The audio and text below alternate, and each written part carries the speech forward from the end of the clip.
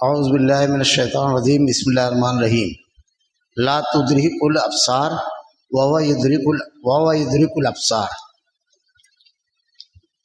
وهو اللطیف الخبیر قد جاءکم بصائر من ربکم فمن ابصر فلنفسه ومن عمی فعلیها وما انا علیکم بحفیظ وکذالک نصرف الآیات ولیقولوا درست وليبینه لقوم یعلمون اتبع ما اوحی الیک من ربک لا الہ الا هو عارض عن المشرکین ولو شاء اللہ ما اشرکوا وما جعلناک علیہم حفیظا وما انت علیہم بوکیل ولا تسبوا الذین يدعون من دون اللہ فیسبوا اللہ عدوا بغیر علم کذالک زینا لکل امۃ عملهم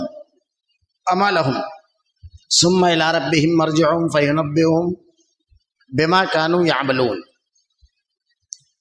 واقسموا باللہ جاہد ایمانہم لئن جاءتہم آیۃ لَیؤمنن بہ قل انما الآیات عند اللہ وما یشعرکم انہا اذا جاءت لا یؤمنون ونقلب افئدتہم وابصارہم کما لم یؤمنوا بہ اول مرہ ونذرہم فی طغیانہم یعمہون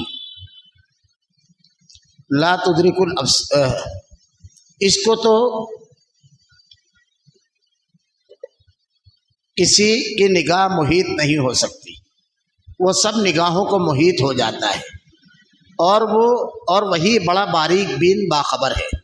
بلا شبہ تمہارے پاس تمہارے رب کی جانب سے حق بینی کے ذرائع پہنچ چکے، سو جو شخص دیکھ لے گا وہ اپنا فائدہ کرے گا اور جو شخص اندھا رہے گا وہ اپنا نقصان کرے گا، اور میں تمہارا نگراں نہیں ہوں۔ ہم اس طور پر دلائل کو مختلف پہلوؤں سے بیان کرتے ہیں تاکہ یہ یوں کہیں کہ آپ نے کسی سے پڑھ لیا، اور تاکہ ہم اس کو دانش مندوں کے لیے خوب ظاہر کر دیں۔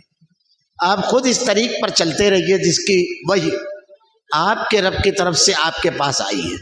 اللہ تعالیٰ کے سوا کوئی عبادت کے لائق نہیں، اور مشرکین کی طرف خیال نہ کیجیے، اور اگر اللہ تعالیٰ کو منظور ہوتا تو یہ شرک نہ کرتے، اور ہم نے آپ کو ان کا نگراں نہیں بنایا اور نہ آپ ان پر مختار ہیں، اور گالی مت دو ان کو جن کو یہ لوگ اللہ تعالیٰ کو چھوڑ کر عبادت کرتے ہیں، کیونکہ پھر وہ برائے جہل حد سے گزر کر اللہ تعالیٰ کی شان میں گستاخی کریں گے۔ ہم نے اسی طرح ہر طریقے والوں کو ان کا عمل مرغوب بنا رکھا ہے، پھر اپنے رب ہی کے پاس ان کو جانا ہے، سو وہ ان کو بتلا دے گا جو کچھ بھی وہ کیا کرتے تھے۔ اور ان لوگوں نے قسموں میں بڑا زور لگا کر اللہ تعالیٰ کی قسم کھائی کہ اگر ان کے پاس کوئی نشانی آ جائے تو وہ ضرور ہی اس پر ایمان لے آئیں گے۔ آپ کہہ دیجئے کہ نشانیاں سب اللہ کے قبضے میں ہیں، اور تم کو اس کی کیا خبر کہ وہ نشانیاں جس وقت تو آ جائیں، یہ لوگ تب بھی ایمان نہ لائیں گے، اور ہم بھی ان کے دلوں کو اور ان کی نگاہوں کو پھیر دیں گے جیسا کہ یہ لوگ اس پر پہلی دفعہ ایمان نہیں لائے، اور ہم ان کو ان کی سرکشی پر میں حیران رہنے دیں گے۔ لا تدرک الابصار وهو يدرك الابصار وهو اللطیف الخبیر، اس کو تو کسی کی نگاہ محیط نہیں ہو سکتی۔ اللہ رب العالمین کی ذات اقدس کے بارے میں یہاں پر بیان فرمایا کہ اللہ رب العالمین کو کوئی نگاہ ایسی نہیں جو محیط ہو، لا تدرک الابصار، اس کا ادراک کر سکے، یعنی اللہ کو دیکھ سکے۔ کوئی ایسی نگاہ دنیا میں نہیں جو اللہ کو دیکھ سکے۔ حضرت موسیٰ علیہ السلام کا واقعہ پیچھے گزرا کہ حضرت موسیٰ علیہ السلام سے اللہ رب العالمین حضرت موسیٰ علیہ السلام نے اللہ رب العالمین سے تجلی دیدار کی درخواست کی۔ اللہ نے کہا نہیں دیکھا جا سکتا۔ پھر اللہ نے طور پر اپنے نور کا ایک جلوہ اتارا اور طور جل کر ختم ہو گیا۔ حضرت موسیٰ علیہ السلام بے ہوش ہو گئے، اور اللہ کے نبی صلی اللہ علیہ وسلم نے ارشاد فرمایا کہ رب العالمین کا تخت جب قیامت کے روز میدان محشر میں لایا جائے گا تو تمام لوگ بے ہوش ہو جائیں گے، سب کے سب سے پہلے اللہ کے نبی صلی اللہ علیہ وسلم کو ہوش آئے گا، اور آپ نے ارشاد فرمایا کہ میں جب ہوش میں آؤں گا تو میں دیکھوں گا کہ حضرت موسیٰ علیہ السلام عرش کا پایا پکڑ کر کھڑے ہوں گے، اب یہ میں نہیں جانتا کہ وہ بے ہوش نہیں ہوئے ہوں گے یا سب سے پہلے وہ آئیں گے ہوش میں، یا اس تجلی کے دیدار کی وجہ سے ان کا یہ ماننا ہوگا۔ حضرت بعض لوگ یہ بیان کرتے ہیں کہ اللہ کے نبی صلی اللہ علیہ وسلم نے معراج میں اللہ رب العالمین کو دیکھا۔ یہ دنیا میں دیکھنے کا معاملہ ہے، دنیا کی جو ہماری نگاہیں ہیں، ہماری آنکھیں جو ہیں وہ اللہ کو نہیں دیکھ سکتی، اور ادراک کا جہاں تک معاملہ ہے مکمل طور سے ادراک کرنا یہ ممکن ہی نہیں ہے، لیکن آخرت میں بندہ اللہ کو دیکھے گا، جیسے کہ اللہ نے قرآن میں کہا وجوہ یومئذ ناظرہ الی ربہا ناظرہ، چہرے کھلے ہوئے ہوں گے اور وہ اللہ کا دیدار کر رہے ہوں گے۔ اللہ کے نبی صلی اللہ علیہ وسلم نے ارشاد فرمایا کہ قیامت کے روز جب فیصلہ ہو جائے گا جنتی جنت میں اور جہنمی جہنم میں چلے جائیں گے تو اللہ تعالیٰ جنتیوں سے پوچھے گا اور کچھ چاہیے؟ تو کہیں گے اللہ تو نے جیسی نعمتوں والی جنت ہمیں عطا کی ہے اس کا تو ہم تصور بھی نہیں کر سکتے تھے، یہ ہمارے تصور سے بالا تر ہے رب العالمین جو تو نے ہم کو عطا کیا۔ اس میں ایک نعمت یہ بھی ہے کہ جمعہ کے روز بازار لگے گا جنت میں، اور جنتی اس بازار میں جائیں گے، اور جب جائیں گے تو اللہ تعالیٰ ان کے حسن کو دوبالا کر دے گا، اور جب وہ اپنے گھروں میں آئیں گے تو ان کے گھر کی جو خواتین ہوں گی وہ کہیں گی واللہ تمہارا حسن تو دوبالا ہو گیا، تو اپنی خواتین سے کہیں گے کہ اللہ رب العالمین نے تمہارا بھی حسن دوبالا کر دیا، یعنی اس میں مزید اللہ اضافہ کر دے گا، دلکشی میں، رعنائی میں، حسن میں اضافہ فرما دے گا، بے ساختہ ایک دوسرے کی تعریف کریں گے۔ اللہ تعالیٰ جب پوچھے گا کچھ اور، اللہ رب العالمین سے کہیں گے کہ اللہ تو نے جو نعمتیں عطا کی وہ ہمارے تصور سے بالا تر ہے۔ اللہ تعالیٰ اس کے بعد سب سے بڑی نعمت جو جنتیوں کو عطا کرے گا، اللہ ہم سب کو اس نعمت سے سرفراز فرما رب العالمین، وہ نعمت کیا ہوگی؟ اللہ کا دیدار، جنت میں اللہ کا دیدار ہوگا۔ اللہ کے نبی صلی اللہ علیہ وسلم نے ارشاد فرمایا تم ایسے اللہ کو دیکھو گے جیسے چاند کو دیکھتے ہو بنا کسی تکلیف کے۔ یہ جنت کا معاملہ ہے، یہ آخرت کا معاملہ ہے کہ اللہ کا دیدار وہاں کرے گا، لیکن دنیا میں کوئی شخص اللہ کو دیکھے یہ دعویٰ نہیں کر سکتا۔ اما عائشہ سے پوچھا گیا کہ اللہ کے نبی صلی اللہ علیہ وسلم، صحیح بخاری مسلم کی روایت ہے کہ اللہ کے نبی صلی اللہ علیہ وسلم نے شب معراج اللہ کو دیکھا تھا۔ اما عائشہ کہتی ہیں اگر کوئی یہ کہتا ہے کہ اللہ کے نبی صلی اللہ علیہ وسلم نے اللہ کو دیکھا تھا تو وہ جھوٹ بولتا ہے۔ جو آپ کے 4 فتوے ہیں اس میں سے ایک فتویٰ یہ ہے، اور پھر آپ نے ارشاد فرمایا اسی آیت سے استدلال کیا لا تدرک الابصار وہو یدرک الابصار، نگاہیں اس کو محیط نہیں ہو سکتی، نگاہیں اس کا ادراک نہیں کر سکتی۔ حضرت ابو ذر غفاری رضی اللہ تعالیٰ عنہ ایک مجلس میں بیٹھے ہوئے تھے، معراج کی گفتگو چلی تو شفیق نامی ایک تابعی وہ کہتے ہیں کہ اگر اللہ کے نبی صلی اللہ علیہ وسلم کے دور میں میں ہوتا تو ایک سوال ضرور اللہ کے نبی صلی اللہ علیہ وسلم سے کرتا۔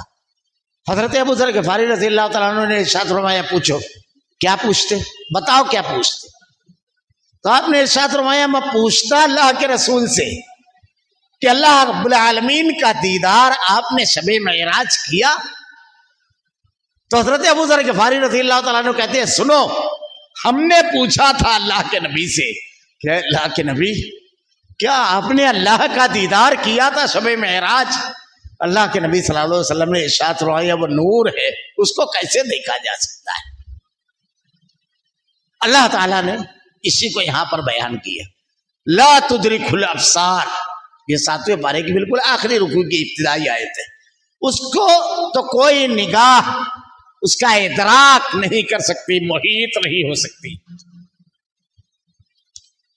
وَهُوَ يُدْرِكُ الْأَبْصَارَ وَهُوَ اللَّطِيفُ الْخَبِيرُ، اور وہ سب کی نگاہوں کو محیط ہو جاتا ہے، وہ بڑا لطیف، باریک بین اور باخبر ہے، یعنی وہ صرف سب چیزیں اس کی نظر میں نہیں ہیں بلکہ اتنا باریک بین ہے کہ ہم تو ایک آدمی کو دیکھتے ہیں اللہ رب العالمین اس کے اندر جتنے اجزاء ہیں، کون سا پارٹ اور کس طرح کام کر رہا ہے، کتنی مدت تک وہ کام کرے گا، اس کی زندگی کتنی ہے، توانائی جسموں میں کتنی ہے، قوت کتنی ہے، شعور ادراک سمجھ کتنا ہے، بینائی کتنی تیز اور کمزور ہے، سب جانتا ہے۔ وہ جانوروں کو جانتا ہے، جانوروں کے جسم پر اگے ہوئے ایک ایک بال سے واقف ہے۔ دنیا میں کوئی یہ دعویٰ نہیں کر سکتا۔ وہ بڑا باریک بین، بڑا باخبر ہے۔ وہ صرف درختوں کی نسل نہیں بتائے گا، ان درختوں میں کتنی پتیاں ہیں، کب پھل دیں گے، ہر سال کتنا پھل آئے گا، کتنا ضائع ہوگا، کتنا لذیذ ہوگا، اس کے اندر کتنے فوائد ہیں انسانوں کے لیے، وہ سب جانتا ہے۔ ان اللہ لطیف خبیر، وہ بڑا باریک بین ہے۔ شرک کا رد ہو رہا ہے، ذرا سا سوچئے، تم اللہ کا ساجی اور شریک کرتے ہو بندوں کو۔ ہے کوئی ایسا جو انسان نہیں ایک مرغی کے بارے میں بتا دے کہ کتنے پر ہیں اس کے اندر، کتنے جز ہیں، ایک چڑیا کے بارے میں بتا دے اس کی زندگی کتنی ہے؟ کوئی ہے کوئی ساجی اور شریک؟ ہرگز نہیں، اللہ کے سوا۔ اللہ ارشاد فرماتا ہے اس کی نگاہیں سب کو محیط ہو جاتی ہے، وہ بڑا باریک بین اور بڑا باخبر ہے۔ قد جاءکم بصائر من ربکم فمن ابصر فلنفسہ ومن عمی فعلیہا وما انا علیکم بحفیظ۔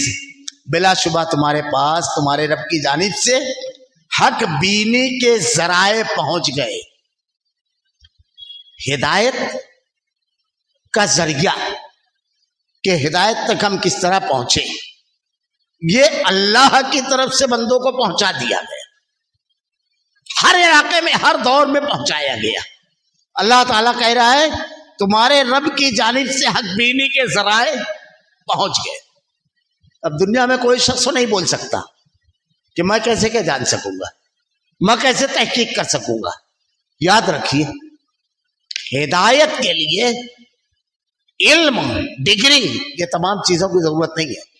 اللہ نے ہدایت کا ایسا سامان کیا ہے کیونکہ وہ رحیم و کریم رب جانتا تھا میرے کچھ بندے ایسے ہیں جن کو ایسے علاقوں میں پیدا کروں گا جہاں مکتب نہیں ہوگا، جہاں یونیورسٹیاں نہیں ہوگی۔ آپ اگر تاریخ پڑھیں گے تو اللہ کے نبی صلی اللہ علیہ وسلم مکۃ المکرمہ میں پیدا ہوئے اور آپ کو وہی نبوت عطا کی گئی 40 سال کی عمر میں۔ مکہ میں کل پڑھے لکھے لوگوں کی جو تعداد آپ تاریخ اٹھا کر دیکھیے 10 سے 12 بیان کی جاتی ہے، جو لکھنا پڑھنا جانتے تھے۔ اللہ کے نبی صلی اللہ علیہ وسلم صلح حدیبیہ کے ٹائم جب مشرکین مکہ نے 2 چیزوں پر اعتراض کیا، صلح لکھے گئے تھے۔ پہلا تو بسم اللہ الرحمن الرحیم پر، یہ کیا ہے اس کو ہم نہیں جانتے، تو اس کو جگہ بسم ہی تعالیٰ اس کی جگہ لکھا گیا۔ اس کے بعد کہا یہ معاہدہ محمد رسول اللہ صلی اللہ علیہ وسلم کی جانب سے اور مشرکین مکہ کے درمیان، سرداران مکہ کے۔ تو مشرکین مکہ نے کہا کہ اگر ہم آپ کو رسول مان لیتے تو جھگڑا ہی ختم تھا، تو یہاں محمد بن عبداللہ لکھو۔ تو حضرت علی رضی اللہ تعالیٰ عنہ سے اللہ کے نبی نے کہا کہ رسول اللہ کاٹ دو۔ یہ صحابہ کی محبت تھی۔ حضرت علی رضی اللہ تعالیٰ عنہ کہتے ہیں اللہ کے نبی میں اپنے ہاتھوں میں اس کی طاقت نہیں پاتا، لفظ رسول اللہ کو کاٹ دوں اس کی طاقت نہیں پاتا۔ اللہ کے نبی نے کہا مجھ کو بتاؤ کہاں لکھا ہے، آپ نے اپنے ہاتھوں سے اس کو کاٹ دیا۔ بہت کم لوگ تھے، ڈگریاں نہیں، تحقیق۔ اللہ رب العالمین راستہ کھولے گا۔ قرآن کی ایک آیت ہے جو ہر شخص کو جو ہدایت تک جانا چاہتا ہے، امید، انتہائی امید والی، وہ کیا ہے؟ اللہ ارشاد فرماتا ہے والذین جاہدوا فینا لنہدینہم سبلنا، جو لوگ ہماری راہ میں کوشش کریں گے ہم انہیں ضرور راستہ دکھائیں گے، ضرور۔ اللہ تعالیٰ نے وعدہ کیا ہے، مگر شرط یہ ہے کہ آدمی کوشش کرے۔ ایک آدمی اللہ رزاق ہے تو رزق کو اللہ نے تقسیم کیا۔ اب کبھی آپ نے دیکھا، دنیا میں ایک قول بولا جاتا ہے رزق کو اگر علم کی بنیاد پر ہوتا تو دنیا کا کوئی ذہین ڈگری یافتہ غریب نہیں ہوتا۔ علم رزق اس کی بنیاد پر نہیں ہے، اور جاہل کروڑپتی نہیں ہوتے، اس رزاق نے تقسیم کیا ہے۔ اب جب اس کے لیے لوگ نکلتے ہیں تو اللہ رب العالمین وہ عطا کرتا ہے۔ ایسے ہی ہدایت جو ہے اللہ نے اس کو باندھا نہیں ہے، کوشش کے اوپر رکھا ہے۔ آدمی کوشش کرے گا، ڈگری ہو نہ ہو وہ پائے گا۔ صحابہ اکرام کو دیکھیے، بلال حبشی رضی اللہ تعالیٰ نے غلام ایک ایک کی تاریخ اٹھا کر دیکھیے، تو آدمی یہ عذر پیش کرے کہ میں پڑھا لکھا نہیں ہوں، نہیں، اللہ تعالیٰ کہہ رہا ہے اللہ نے تمہارے رب کی جانب سے حق بینی کے ذرائع پہنچ چکے، اب ان ذرائع کو اگر آپ استعمال نہیں کرو گے آپ کی غلطی ہے۔ جو شخص دیکھ لے گا اپنا فائدہ کرے گا، اب ان ذرائع کی طرف، قرآن کی طرف، حدیث کی طرف۔ آپ کو نہیں پڑھنا آتا، فَاسْأَلُوا أَهْلَ الذِّكْرِ، اہل ذکر جو قرآن کو جاننے والے ہیں، راسخون فی علم، پختہ علم والوں کے قریب جائیے، اللہ تعالیٰ خود بخود ذریعہ بنا دے گا۔ آپ کوشش کریں گے وہاں تک اللہ پہنچائے گا۔ حضرت سلمان فارسی کی زندگی پڑھ جائیے، فارس کے رہنے والے تھے، مختلف پادریوں اور مختلف لوگوں کے پاس ہوتے ہوتے ہوتے اس میں ایسے فراڈ پادری بھی آپ کو ملے جن کی خدمت کی آپ نے کہ لوگوں کا مال صرف لوٹتے تھے۔ مرے جب تو حضرت سلمان فارسی نے لوگوں کو بتا دیا رضی اللہ تعالیٰ عنہ، آخری جو تھا بڑا نیک تھا، اس نے بتایا دیکھو آخری نبی کی آمد بالکل قریب ہے، سارے آثار ظاہر ہو چکے ہیں، وہ مکہ المکرمہ میں مبعوث ہوگا اور کھجوروں کی بستی کی طرف ہجرت کرے گا۔ اور دو نشانیاں اللہ کے نبی صلی اللہ علیہ وسلم کی بتائی اس نے، ایک تو یہ کہ وہ تحفہ قبول کرے گا، صدقہ نہیں، تحفہ لے گا اور صدقہ نہیں، اور وہ اس کے پشت پر ایک گوشت تھوڑا سا ابھرا ہوا ہوگا جو مہر نبوت ہوگا۔ حضرت سلمان فارسی رضی اللہ تعالیٰ عنہ مدینہ منورہ پہنچے، ہوتے ہوتے سفر کرتے کرتے جب آپ کو اللہ کے نبی کے بارے میں خبر ہوئی تو اللہ کے رسول صلی اللہ علیہ وسلم کی خدمت میں حاضر ہوئے، پہلے دن کیا صدقہ لے کر کے، تو اللہ کے نبی صلی اللہ علیہ وسلم نے اس کو لوگوں کے درمیان تقسیم کر دیا۔ نبی کے لیے صدقہ نہیں ہے، زکوٰۃ صدقات، اور نہ آل نبی کے لیے، کیونکہ صدقہ آدمی اپنے سے نچلے کو دیتا ہے اور تحفہ اپنے سے اوپر والے کو دیتا ہے تاکہ قریب ہو جائے، محبت میں اضافہ ہو جائے۔ پہلی چیز تو دیکھ لیا آپ نے۔ دوسرے روز آپ تحفہ لے کر کے گئے، اللہ کے نبی صلی اللہ علیہ وسلم نے خود استعمال کیا اور اپنے ساتھیوں کو بھی دیا۔ پھر آپ نے دیکھا کہ آپ کے کاندھے سے چادر ہٹی اور مہر نبوت ظاہر ہو گئی۔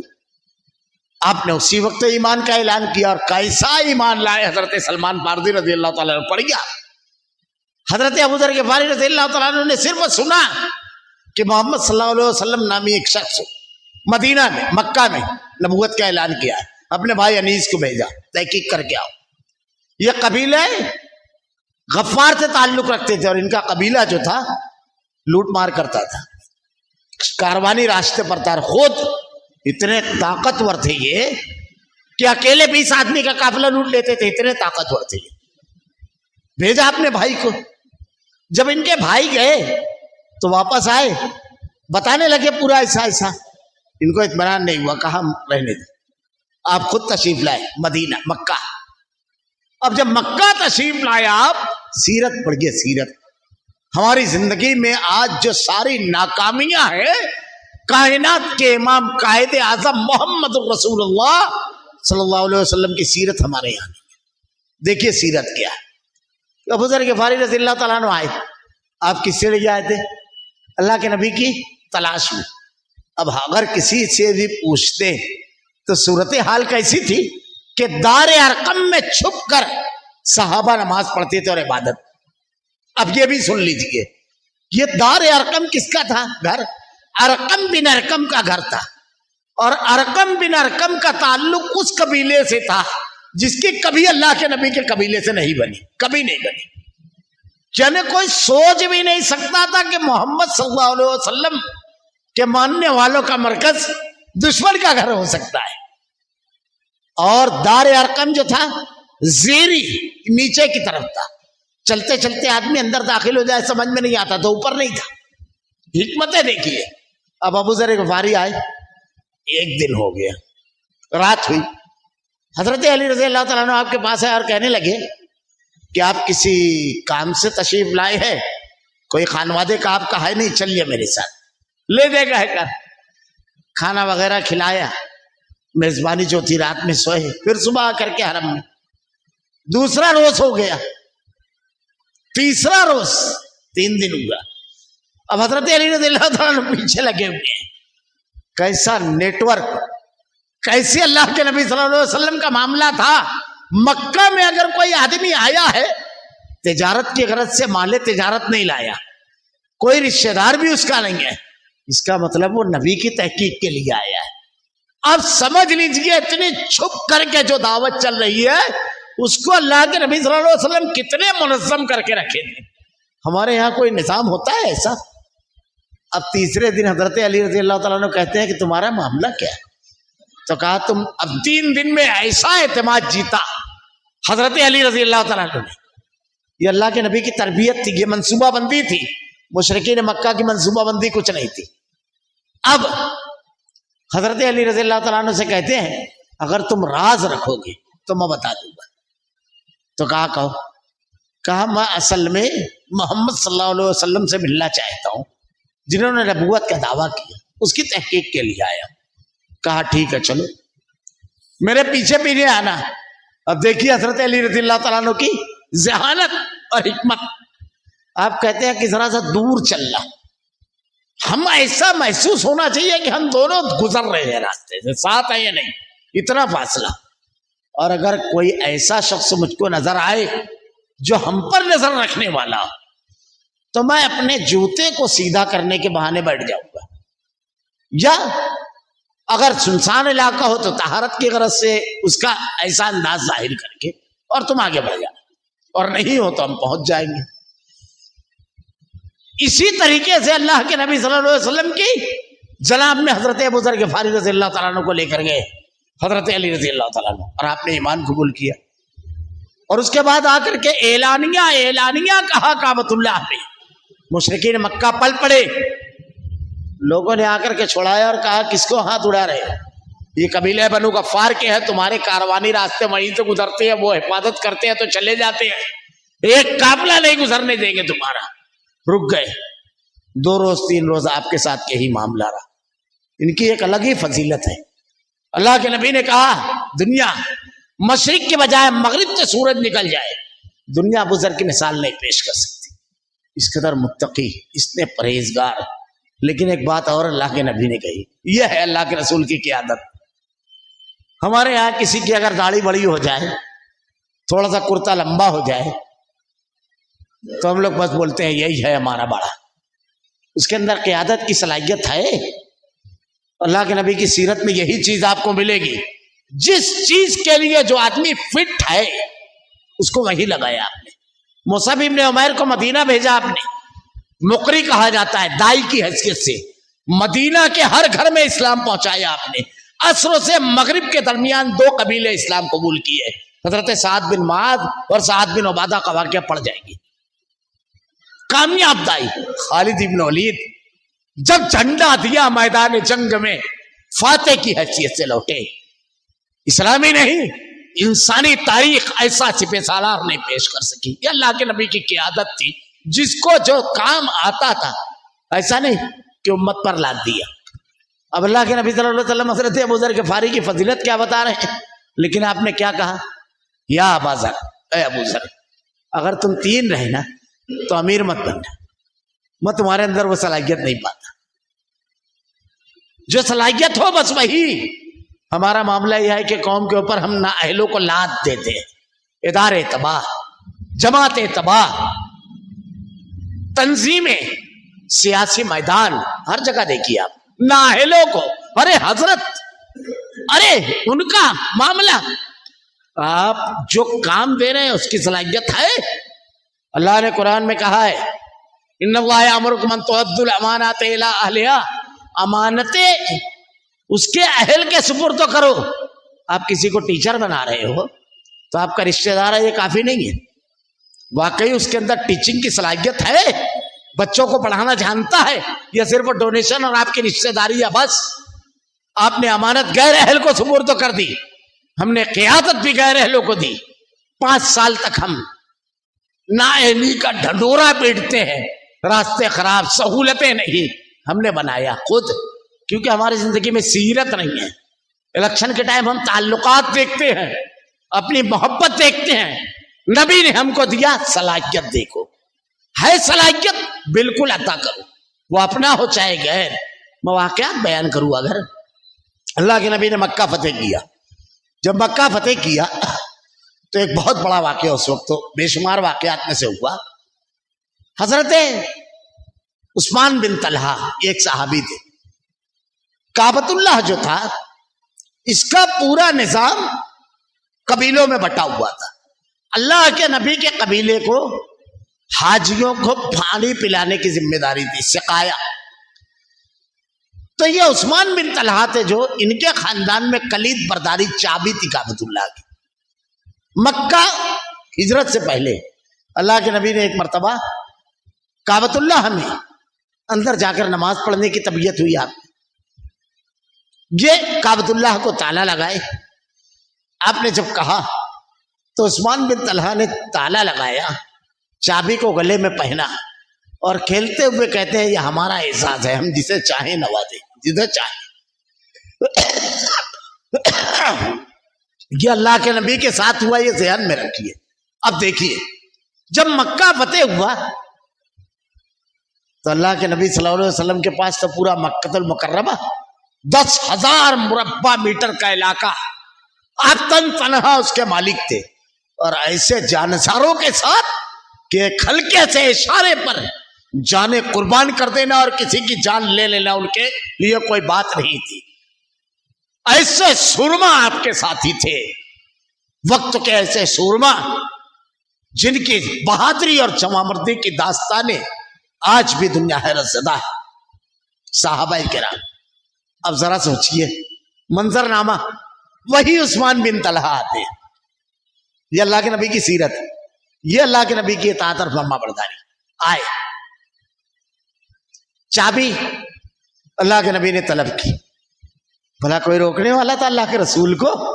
فاتح تھے، لیکن آپ الگ فاتح تھے، آپ نے دلوں کو فتح کیا تھا، گردنوں کو کاٹا نہیں تھا، کیونکہ جب مکہ میں آپ فاتح کی حیثیت سے داخل ہوئے تو تاریخ نے یہ منظر دیکھا کہ آپ کی ٹھوڑیاں مبارک آپ کے سینے مبارک سے لگی ہوئی تھی، اور اللہ کی بڑائی اور کبریائی بیان کر رہے تھے کہ کل یہی مکہ سے تلواروں کی چھاؤں میں بدن کے کپڑوں پر نکالا ان لوگوں نے، اور اللہ آج تو فاتح کی حیثیت سے داخل کیا۔ اور اس کے بعد جب مشرکین مکہ سامنے آئے تو کہا لا تثریب علیکم اليوم انتم الطلقاء، آج تم پر کوئی معاملہ نہیں، جو اپنے گھر میں ہو محفوظ، جو ابو سفیان کے گھر میں وہ محفوظ، جو کعبۃ اللہ میں چلا گیا وہ محفوظ۔ اب اللہ کے نبی صلی اللہ علیہ وسلم کے سامنے عثمان بن طلحہ کھڑے، حضرت علی رضی اللہ تعالیٰ عنہ آپ کے چچا زاد بھائی، آپ کے داماد، دیکھیے رشتہ، اور اول مسلمانوں میں سے یہ آئے۔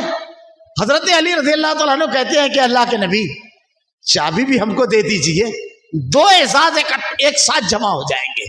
جملہ اللہ کے رسول کا سمجھے، آپ نے یہی جملہ کہا تھا آج عدل کا دن ہے۔ اس کے بعد صحیح بخاری کی روایت ہے کہ اللہ کے نبی صلی اللہ علیہ وسلم نے قرآن کی آیت پڑھی، ان اللہ یامرکم ان تؤدوا الامانات الی اہلہا، امانتیں اس کے اہل کو سپرد کرو، اور عثمان بن طلحہ کو چابی دی اور کہا اس سے صرف ظالم لے گا۔ آج تک وہ چابی حضرت عثمان بن طلحہ کے گھرانے میں ہے۔ یہ اللہ کے نبی صلی اللہ علیہ وسلم کی سیرت طیبہ ہے۔